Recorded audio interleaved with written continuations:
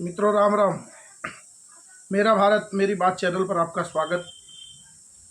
आज हम चर्चा करेंगे कि जो भारतवर्ष में चुनाव हो रहे हैं, किन मुद्दों को लेकर वोट डालते हैं, भारतीय लोगों की सोच क्या है। एक सर्वे के रूप में भी इसको ले सकते हैं हम कि ये जो चुनाव है, लोग क्यों वोट डालेंगे मोदी को या राहुल गांधी को, उसका मूल क्या होगा उसके पीछे, जिससे लगता है कि बहुत से लोग कहते हैं कि मोदी की सरकार आ रही है। बहुत से लोग जो विपक्षी गठबंधन है वो कह रहे हैं कि कांग्रेस की सरकार बनेगी, राहुल गांधी बड़ी मेहनत कर रहे हैं। तो उसके पीछे का मूल कारण क्या रहेगा? क्योंकि भारतीय लोग हैं, वो अपनी बुद्धि विवेक से किन विषय को लेकर वोट डालेंगे। तो जो मुद्दे हैं, क्योंकि हम भी एक वोटर तो हैं ही, राजनीतिक विश्लेषण कर रहे हैं, तो आप भी वोट डालेंगे तो क्या सोचकर डालेंगे, तो वो एक मूल सा इसमें से निकल कर आएगा कि उसके कारण क्या है। तो मोदी को वोट ना देने का कारण या राहुल को वोट देने का कारण या मोदी को वोट देने का कारण और राहुल को वोट ना देने का कारण, इस पर चर्चा करते हैं। सबसे पहले हम चर्चा करते हैं जो सबसे बड़ा, क्योंकि सरकार का जो मूल रूप होता है, जो राजा होता है या प्रधानमंत्री, उसका सबसे पहला काम होता है देश की सुरक्षा। क्योंकि देश सुरक्षित है तो सब कुछ सुरक्षित है, बाकी सब चीज़ें बाद में है।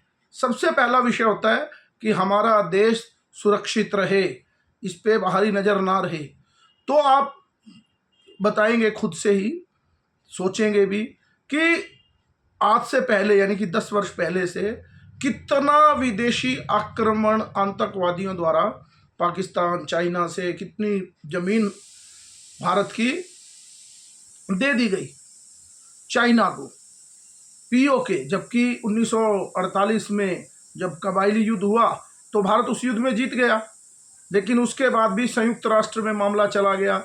कश्मीर का मुद्दा आज भी परेशानी लिए है और बहुत सा बड़ा हिस्सा पीओके, पाक ऑक्युपाइड कश्मीर को चला गया। तो लेकिन आज देखेंगे मोदी राज में कि हमारी जो सुरक्षा नीति है वो कितनी मजबूत है। आज पाकिस्तान दाने दाने को मोहताज है। वहाँ के लोग भी कह रहे हैं कि हमारा प्रधानमंत्री मोदी हो जाए। और यही आपको ध्यान होगा कि जब मुंबई हमला हुआ था तो उस समय सेना के अधिकारियों ने कहा कि प्रधानमंत्री को कि आप हमें अटैक करने का मौका दें, लेकिन उस पहले क्या होता था, केवल निंदा करके छोड़ दी जाती थी। लेकिन अब बालाकोट एयर स्ट्राइक के रूप में आपने देखा होगा 2019 में किस तरह घर में घुसकर भारत मारता है, यानी कि सुरक्षा की दृष्टि से। और आपको ध्यान होगा कि 2009 में ए.के. एंटनी, जो उस समय के रक्षा मंत्री थे, उनका एक बयान मुझे बार बार ध्यान आता है। वो कह रहे थे संसद में खड़े होकर कि हम लद्दाख में या बॉर्डर पे, चाइना वाले बॉर्डरों पे हम सड़क का निर्माण नहीं करेंगे। तो उससे पूछा कि कारण, तो उन्होंने कहा कि चाइना की जो मिलिट्री है वो भारत में आ जाएगी, अगर रोड मिलेंगे तो वो अंदर तक घुस आएगी, इसलिए सड़कों का निर्माण बॉर्डर पे नहीं हुआ। लेकिन आज आप देखेंगे लेह लद्दाख, इधर अरुणाचल की तरफ पूरी तरह इंफ्रास्ट्रक्चर जो भारत का है वो चाइना के मुकाबले का है। क्योंकि मुझे भी चाइना जाने का एक बार मौका मिला, कैलाश मानसरोवर, तो तिब्बत से होते हुए जो रास्ते जा रहे हो, यात्रा के लिए नहीं उन्होंने बना रखे, लेकिन उन्होंने रोड ऐसे ज़बरदस्त बना रखे हैं कि कभी भी हमला हो तो उनकी सुरक्षा के लिए पीछे से उनको सामान रसद भेजी जा सके। लेकिन मोदी के आने से पहले हमारी सड़कें वहाँ पर पूरी तरह टूटी फूटी रहती थी। दूसरा विषय, भीतरी सुरक्षा। आपको ध्यान होगा कि पहले क्या कहते थे, कोई भी वस्तु लावारिस ना छुएं, इसमें बम हो सकता है। 10 वर्ष हो गए घूमते हुए हमें भी, लेकिन आज कभी भी ऐसी घोषणाएं कहीं बस स्टैंड या स्टेशन या ट्रेन के अंदर नहीं मिलती। यानी हर चीज़ में बम होने का खतरा, यानी हर समय जान संकट में होने का खतरा रहता था। ये तो हमारी देश की भीतरी सुरक्षा थी। आपको ध्यान होगा कि अहमदाबाद, दिल्ली में, लखनऊ में, काशी विश्वनाथ में कोई ऐसा शहर भारत का नहीं था जहां पर आतंकवादियों ने बम विस्फोट ना किए हों। और तो और पूरा का पूरा कश्मीर 370 के अनुसार पूरा देश से कटा हुआ था। तो मोदी के आने के बाद ही ये 370, क्योंकि अभी हम कंपैरिजन कर रहे हैं, 303 सीट आई थी 2019 में और 2024 में। अब क्या कारण है कि मोदी को वोट नहीं मिलेगा? क्योंकि 370 का जो मामला है वो 2019 के बाद ही हल हुआ। बहुत से लोग ये कहते थे कि 370 तो कभी भी हट नहीं सकती, लेकिन मोदी ने उसको भी करके दिखाया, तो उसके नाम का भी वोट मिलेगा। एक लोगों की बड़ी आस्था, 500 वर्षों का संघर्ष अपने यहाँ, क्योंकि कहते हैं भारत के रोम रोम में राम बसता है। भारत की जो प्रातः है उसको कहते हैं कि राम के साथ शुरू होती है। आपने देखा होगा जब आप निकलते होंगे घर से, कोई भी मिलता है तो हम अभिवादन क्या करते हैं? राम राम जी, राम राम जी। तो राम के साथ ही हमारी जीवन की शुरुआत होती है। उसका भव्य मंदिर भी 2019 के बाद बना। उसके बाद आप देखेंगे कि इसके अलावा काशी विश्वनाथ, महाकाल कॉरिडोर, केदारनाथ, यानी पूरे देश में जो हमारे मंदिर थे, जो हमारी संस्कृति के केंद्र थे, उनका कितना विकास इस देश में हुआ 2019 के बाद ही। 2014 के बाद नहीं, मैं 2019 में तो 303 सीट आई थी, और 2024 में क्या कारण रहेगा कि मोदी को लोग वोट नहीं देंगे या वोट देंगे? तो उसके हिसाब से, क्योंकि मुद्दों के आधारित आज हम बात कर रहे हैं, तो जैसे कि मैंने बताया कि सभी प्रकार के जो धार्मिक केंद्र, सांस्कृतिक केंद्र थे, आपको ध्यान होगा कि मोदी जी ने खुलकर अपने सनातन को बढ़ाने के लिए, अपने धर्म को आगे रखने के लिए, पहले तो ये था कि हम सेकुलर है, प्रधानमंत्री कहीं नहीं जाता था, लेकिन मोदी जी पूरी तरह हर संप्रदाय के साथ, चाहे वो बौद्ध हों, चाहे वो सिख हों, चाहे जैन संत हों, चाहे वो कालिंगा हो, चाहे लिंगायत के संत हों, चाहे हैदराबाद में जो रामानुजाचार्य संप्रदाय के हों, चाहे काशी विश्वनाथ में हो, चाहे तिरुपति बालाजी में हो, चाहे रामेश्वरम की तरफ हो, यानी कोई भी ऐसा क्षेत्र मोदी जी ने अछूता नहीं छोड़ा जहां विकास की। और प्रधानमंत्री के जाने के बाद उसका कायाकल्प, तो क्योंकि पर्यटक की दृष्टि से भी और दर्शनों की दृष्टि से भी लोग जाते ही हैं। फिर एक बात करेंगे विदेश नीति। भारत की जो विदेश नीति है वो पहले और आज में कितनी ताकतवर है। आप देखेंगे इन विदेश नीति के कारण जब दूसरे देशों के आपस में युद्ध हो रहे हैं तो वहां से भी भारतीय लोगों को निकाल कर, आपको ध्यान होगा, मंत्रियों को भेजा जाता है। युद्ध चल रहा है, युद्ध रुकता है 2 घंटे, और भारतीय लोगों को वहां से निकाल कर लाया जाता है। और विदेश नीति ये है कि हम रूस से भी तेल खरीद रहे हैं और प्रतिबंध लगा रखे अमेरिका ने, और अमेरिका से भी हमारी दोस्ती है, यानी कि इजराइल से भी दोस्ती है, और जो मुस्लिम यूएई के जो उनके युवराज हैं उनके साथ भी दोस्ती है, यानी मुस्लिम कंट्रियों के साथ भी वहाँ मोदी जी की दोस्ती है, और इजराइल के साथ भी दोस्ती है। आपने देखा होगा कि सऊदी अरेबिया में भी मंदिर बन गया जहाँ पर इन चीज़ों की मान्यता नहीं। इतनी ज़बरदस्त विदेश नीति। आपको विदेश नीति का एक ताज़ा उदाहरण भी अभी याद होगा, अभी 8 भारतीयों को कतर में फांसी की सज़ा मिल गई थी जासूसी के कारण, तो उन लोगों को भी भारत की सरकार लेकर आई, फांसी की सज़ा माफ़ करवाकर और उनको छुड़वाकर लेकर आई कतर से। और युद्ध में तो ऐसी स्थिति है, क्योंकि आपने पीछे देखा होगा कि पाकिस्तान के लोग या दूसरे देशों के लोग भी भारतीय झंडा लगाकर उस देश से निकल जाते थे, कि सेना कहती थी ये भारतीय लोग हैं, इनको जाने दो, रास्ता मिल जाता था। तो ये भी एक जबरदस्त विदेश नीति भारत की प्रबल हुई, और भारत का पूरे विदेश में और पूरे विश्व में एक नाम है, क्योंकि भारतीय पासपोर्ट, क्योंकि बहुत से मित्र हमारे भी बाहर रहते हैं, तो उनसे जब चर्चा होती है तो वो कहते हैं कि आज के दिन भारत के पासपोर्ट की बहुत ज़बरदस्त कीमत है।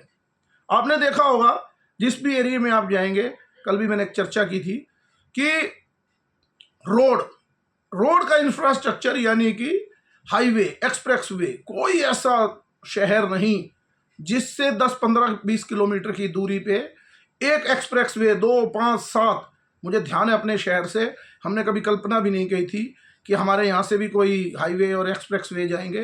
तो आज हमारे शहर से भी, जींद से भी 7-7 एक्सप्रेस वे निकलते हैं। यानी कि इतना बड़ा इंफ्रास्ट्रक्चर, अगर इतना बड़ा इंफ्रास्ट्रक्चर होगा तो रोजगार भी मिले होंगे। और सबसे बड़ी बात, इतना काम करने के बाद भी आज तक देश के प्रधानमंत्री पे कोई पैसे के गबन का आरोप नहीं लगा। वो ठीक है, कहने वाले अडानी अंबानी करेंगे, लेकिन कोई ये नहीं कह सकता कि मोदी ने भ्रष्टाचार करके पैसा अपनी संतान के लिए इकट्ठा जोड़ दिया है। नितिन गडकरी जी, उनके मंत्री हैं कितने, इस सरकार में कोई भी किसी भी प्रकार का भ्रष्टाचार का आरोप नहीं लगा। तो बहुत से लोग जो भ्रष्टाचार में अंदर गए हैं तो उनको भी सर्टिफिकेट मिलने की आजकल एक परंपरा सी चल गई है। आपने देखा होगा कि रेल का इंफ्रास्ट्रक्चर कितना बड़ा है। कोई भी ऐसा शहर आज के दिन नहीं है जहां पर नए नए प्लेटफार्म, कोई नई पटरी ना जा रही हो और उनके रेलवे स्टेशनों का उद्धार ना हो रहा हो। और उसके बाद भी गाड़ी की स्पीड, मुझे ध्यान है हमें दिल्ली जाना होता था चीन से, तो 3.5 घंटे लगते थे। आज 1.25 से 2 घंटे में ट्रेन हमें जींद से दिल्ली पहुंचा देती है। और अलग से जो आपको ध्यान होगा कि लोडिंग की गाड़ियां अलग ट्रैक बन गया। तो कितना बड़ा काम रेल सुधार पर, कितनी बुरी गंदगी होती थी ट्रेनों के अंदर, और आज वंदे भारत और बड़ी बड़ी ट्रेनें, यानी कि कोई ऐसा क्षेत्र नहीं ट्रेन का जो हर शहर को ना जोड़ता, और सभी जगह आजकल इलेक्ट्रिक लाइन भी डाल दी गई। तो एक बड़ा कारण, क्योंकि लोगों की ज़िंदगी ट्रेन के साथ, कहते हैं कि ये धमनियाँ होती है जो शरीर के अंदर, रेल भी अपने आप में एक शरीर की वेन्स है। तो उसके साथ साथ आपने देखा होगा आयुष्मान योजना, कितने लोगों को इस योजना का फ़ायदा मिला। मैं बता रहा हूँ कि लोग सोचते हैं कि मोदी को वोट नहीं मिलेगा, सर्वे कर लो, सर्वे में भी और रिजल्ट में भी इसी में रिफ्लेक्ट होंगे ये। कितने लोगों को, क्यों बहुत चर्चा होती है, कभी कल्पना की थी किसी ने इस देश में कि किसी गरीब का, ठीक से व्यक्ति का जिसके पास साधन नहीं है, उसका 5 लाख रुपए तक का इलाज सरकार करेगी। यानी कि हम सुनते थे कि पढ़ाई और दवाई विदेशों में सरकार करती है वहाँ के लोगों की, तो भारत में भी आयुष्मान योजना के तहत लोगों को सुविधा मिली। और उसमें भी क्या, अब तो 70 साल के ऊपर चाहे वो कोई भी व्यक्ति हो, अपर क्लास हो, मिडिल क्लास हो, नीचे जैसा भी हो, तो सबको सुविधा मिलेगी। उसमें और सुधार हो सकता है, इसको 60 वर्ष भी किया जा सकता है। तो मेरे कहने का मतलब, और आपको ध्यान होगा 2020-21 में जब कोरोना काल आया तो उस समय कितनी जल्दी वैक्सीन का आविष्कार हुआ, और लोग कहते थे, केजरीवाल जैसे लोग, कि इस देश में 10 साल 15 साल लग जाएंगे इस तरीके से वैक्सीन लगाने में। लेकिन भारत ने वो वैक्सीन फ्री में 1 साल में ही सभी लोगों को लगा दी। और उस समय बहुत से लोगों ने विरोध किया, ये तो बीजेपी की वैक्सीन है। अखिलेश यादव का मुझे बयान ध्यान है कि वो कहते थे कि ये तो बीजेपी की वैक्सीन है, कोई मत लगवाए। यानी भारत के लोगों को मारने के लिए छोड़ने वाले दल आज कहते हैं कि लोग हमें वोट देंगे। क्यों देंगे? और इसके बाद लगा कि सब दुकान बंद है, सबकी व्यवस्थाएं चरमरा गई हैं, तो उसके बाद राशन की व्यवस्था करना। कुछ लोग कहते हैं कि मोदी जी वैसे तो रेवड़ी की बात करते हैं, पर राशन क्यों देते? क्यों? ये देश की परिस्थितियां ऐसी थी कि राशन क्यों भूखा ना सोए, क्योंकि लॉकडाउन था। तो इस देश को उस समय, इसी 2019 के बाद की ये घटना है, 2-3 साल बड़ा क्राइसिस रहा, उसके बाद भी लोगों को भूखा ना रहना पड़े, उसकी व्यवस्था मोदी ने की।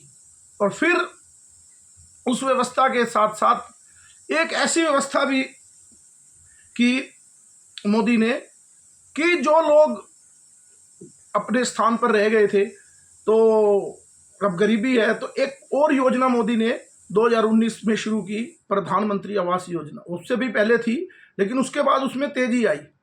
आप कल्पना कर सकते हैं, क्योंकि हमारा भी समाज में रहना होता ही है, तो 2.5 लाख रुपए लगभग व्यक्ति को मिले। और लोगों, बहुत से लोगों को तो फ्लैट से बना के योजना का लाभ दिया कि गरीब व्यक्ति को उनका मकान देना। कितनी बड़ी बात है। तो क्या वो उसमें इलेक्शन में रिफ्लेक्ट नहीं होगा क्या? फिर महिला सम्मान, महिलाओं का कितना बड़ा सम्मान। आज आप देखेंगे जब भी टीवी डिबेट, उसमें जब सर्वे चल रहे होते हैं, तो महिलाएं ज़्यादा मोदी की दीवानी है, उसको वोट देती हैं। लखपति दीदी के आपने देखा होगा कितनी सी। और मेरे को भी इतना ध्यान है कि एक स्किल डेवलपमेंट के नाते बहुत बड़ी योजना है। मैं अभी कुछ दिन पहले अपने जो बार्बर के पास गया तो उनसे बात हो रही थी, तो उसने कहा कि भाई साहब मोदी ने मौज कर दी। एक तो हमारा सम्मान बढ़ गया, क्योंकि हमारे बच्चे काम नहीं करते थे, कहते नाई का लड़का है ये वो, लेकिन मोदी ने सम्मान कर दिए, नाम भी बदल दिए, और आज कमाई भी अच्छी है, और 3-3 लाख रुपए हमें मिलते हैं अपना कारोबार करने के लिए। और उसके बाद आप बात करेंगे खेल नीति।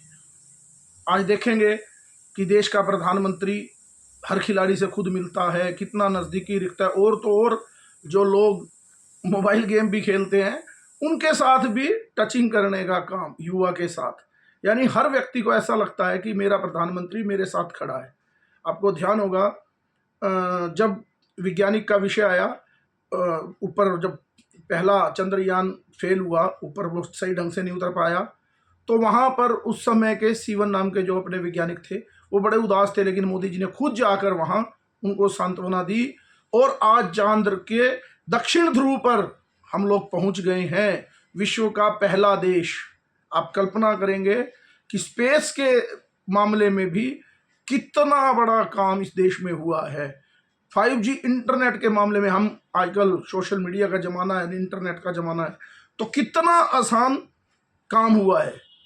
शिक्षा नीति जो नहीं आई है, आप देखेंगे शिक्षा नीति कौन किस तरह के कोर्स बाहर बदल सकता है। नहीं तो एक आदमी ने बीकॉम ली तो वो ले ली तो ले ली और उसी में ही जीवन काट दिया, लेकिन शिक्षा नीति अब आने वाले समय में भी आपको ये दिखेगी। और जो सबसे बड़ी बात, सुप्रीम कोर्ट के जज चंद्रचूड़ ने भी कहा, माननीय चीफ जस्टिस ने, कि जो 3 कानून अब नए बनाए, कानून का मतलब जो आईपीसी की धाराएं थी उनको नया डिज़ाइन किया गया भारतीय न्याय दर्शन के नाम से, कि अपने ही कानून होंगे, क्योंकि हम लोग तो विदेशी मानसिकता के साथ ही जीने वाले लोग थे। तो इस पर भी सुप्रीम कोर्ट के माननीय चीफ जस्टिस ने भी इसकी बड़ा ज़्यादा इसका महिमा मंडन किया कि ये सरकार ने ये बहुत बड़ी काम किया। और जैसा मैं कह रहा था, स्किल डेवलपमेंट की मैंने अभी आपसे बात की, और उसके बाद G20, जैसे कि G20 कितने विश्व के देश आए, और उसके पीछे आपको ध्यान होगा जगन्नाथपुरी जाओगे तो उसके पास में कोणार्क का सूर्य मंदिर है, और उसके पीछे वहाँ पर एक वो जो सूर्य के पहिए बने हुए हैं, और उसमें वो एक डिज़ाइन है कि कैसे सूर्य की किरणें उस पर पड़ती है और समय बता दिया जाता है। वही आकृति जब G20 के देश आए हुए थे, उनके राष्ट्रीय अध्यक्ष, तो मोदी ने उनको पीछे खड़ा किया कि ये हमारी भारतीय संस्कृति है। पहले लोग क्या देते थे, ताजमहल, आज गीता दी जाती है, कि भारतीय पहचान को पूरे विश्व में गौरवान्वित करने का काम मोदी जी ने किया। तो क्यों? क्योंकि भारत के लोग इतने मूर्ख नहीं है कि किसी भी विषय पर ऐसे ही वोट दे देंगे, या उनकी समझ नहीं है, या तो आप लोग, बहुत से लोग ये समझते हैं कि भारतीय लोगों की समझ नहीं है। हाँ, कुछ लोग हैं जैसे कि अल्पसंख्यक, खासतौर पर मुसलमान, वो 5-10%, उनका पूरा विकास बिना किसी भेदभाव के इस सरकार में हुआ, लेकिन उनका एक सपना है, क्योंकि यहाँ के भी लोग वो बाहर से ही जोड़ते हैं। वो कहते हैं जब तक गजवाए हिंद नहीं होगा, यानी कि गजवाए हिंद, भारत की कितनी भूमि है, 2.4% पूरे विश्व में भारत के पास, क्योंकि भारत की संस्कृति ऐसी है, हर देश को यही रहता है कि भारत पे कब्जा करना, चाहे वो यूरोप के लोग आए हों, चाहे कुछ भी। और जो इस्लामिक वर्ल्ड है वो भी यही चाहता है कि गजवाए हिंद जब तक नहीं होगा तब तक विश्व पे कब्जा नहीं माना जाएगा। तो वो उसी सोच के साथ है। और मोदी इस गजवाए हिंद के बीच में, संघ और मोदी और भाजपा सबसे बड़ी अड़चन है। तो इसलिए वो लोग नहीं वोट देते। कुछ लोग जाति आधारित या और उनके स्वार्थ हो सकते हैं, केवल वही वोट बैंक बचा है। भारतीय जनता पार्टी 50% वोट्स को क्रॉस के करीब पहुंचने वाली है। तो मेरा कहने का मतलब यही था। और फिर आपको देखा होगा तमिल संगम के रूप में कि कैसे संस्कृतियों को जोड़ा जाता है। नहीं तो यहाँ तो एक देश में चलता था कि ये भारत कोई राष्ट्र नहीं है, ये तो छोटे छोटे राज्यों का एक समूह है। एक प्लानिंग के साथ आपने देखा होगा, राहुल गांधी ने भी कई बार ऐसे ऐसे बयान दिए हैं। तो इसको भी, भारतीय संस्कृति को भी जोड़ने का काम इस सरकार में हुआ। और यही इन्हीं बातों को लेकर देखेंगे। और विपरीत में राहुल गांधी के आप भाषण देखेंगे। अभी जस्ट अभी आधा घंटा पहले उनकी एक मैं वीडियो देख रहा था, एक राजपूत का भाजपा से नाराज होने का मामला था, उसमें भी राहुल गांधी ने फिर गलती कर दी कि उन्होंने भी अब राजपूतों को, यानी कि पहले जो राजा महाराजा थे उनको गाली दे दी। वो वर्ग पहले ही भाजपा से कह रहे थे कि नाराज है पुरुषोत्तम रूपाला की वजह से, लेकिन वो तो एक छोटे नेता थे, लेकिन वो जो कांग्रेस के सब सर्वे सर्वा हैं, राहुल गांधी ने भी उस समाज को गाली दे दी। तो वो भी जो 2-4 वोट उनको लेने की उम्मीद थी, उस पर भी उन्होंने लगता है अपना नुकसान कर दिया। यानी मेरे कहने का मतलब ये है कि ऐसे कितने काम हैं। अब आने वाले में भी समान नागरिक संहिता का सबसे बड़ा मुद्दा है, जो भाजपा ने अपने घोषणा पत्र में शुरू से ही डाला था, वो भी पूरा नहीं हुआ, तो उसको भी पूरा होना है। तो मेरा कहना है कि इतनी बातें देश में चली, इतनी लोगों को सुविधाएं मिली, शौचालय मिले, मकान मिले, आयुष्मान मिला, तो कितनी चीज़ें मिलनी, गरीब को मिली, मिडिल क्लास को मिली, लेकिन लोग सोचते हैं कि राहुल गांधी आएगा और मोदी नहीं आएगा। जो टीवी डिबेट की बात कर रहा हूं मैं, तो क्या कारण है? मुझे तो लगता नहीं, ये सर्वे के रूप में देखा जाए, क्योंकि आपको ध्यान होगा अभी जब 3-4 स्टेटों में चुनाव हुए थे, मध्य प्रदेश, छत्तीसगढ़ और राजस्थान, ये कहते थे राजस्थान में मुकाबला होगा, बहुत सी घोषणाएं की थी गहलोत ने। छत्तीसगढ़ में तो भाजपा के नेता और कार्यकर्ता भी नहीं मानते थे कि हमारी सरकार बनेगी, और मध्य प्रदेश में भी यही था कि वहां भी कांग्रेस की सरकार बनेगी। लेकिन तीनों जगह पर बड़े अच्छे रूप में भारतीय जनता पार्टी की सरकार बनी। सब सर्वे फेल हो गए, क्योंकि उसका कारण जो बातें मैंने आज आपको बताई हैं, इसके पीछे कोई कैसा भी सर्वे करे, कुछ करे, लेकिन उस तक नहीं पहुंच सकते कि लोग मूर्ख नहीं है, जिनको जो सुविधाएं मिल रही हैं, देश का विकास हो रहा है। तो भारत में जो रहने वाले लोग हैं, कोई ऐसा कारण नहीं कि वो मोदी को छोड़कर राहुल गांधी, केजरीवाल या ममता बनर्जी को नेता बना ले। तो मेरा तो आज का मकसद यही था कि किस कारण से भाजपा की सरकार बनेगी, उन विषयों के ऊपर भी चर्चा करें। तो मेरा ये अंक आपको पसंद आया हो, मेरी बात पसंद आई हो, तो मेरे चैनल को लाइक कीजिए, सब्सक्राइब कीजिए और शेयर कीजिए। भारत माता की जय। जय श्री राम।